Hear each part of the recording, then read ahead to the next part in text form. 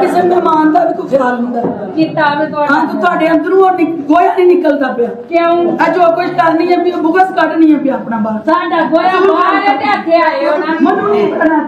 ਨਹੀਂ ਇੱਕ ਬੰਦੇ ਨੂੰ ਘਰ ਦਾ ਹੀ ਮਹਿਮਾਨ ਦਾ ਪਤਾ ਹੀ ਨਹੀਂ ਉਹ ਨਹੀਂ ਤੇ ਅਸਾਂ ਤੁਹਾਨੂੰ ਕੀ ਕਿਹਾ ਹੈ ਅਸਾਂ ਕੀ ਕਿਹਾ ਹੈ ਤੁਹਾਨੂੰ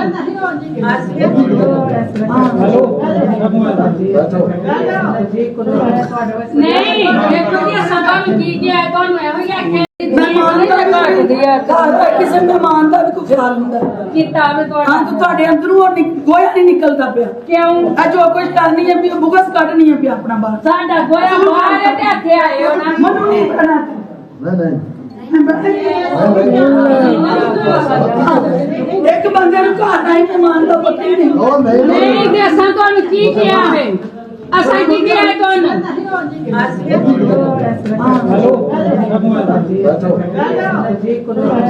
ਨਹੀਂ ਦੇਖੋ ਜੀ ਅਸਾਂ ਤੁਹਾਨੂੰ ਕੀ ਕਿਹਾ ਹੈ ਤੁਹਾਨੂੰ ਇਹੋ ਹੀ ਆਖਿਆ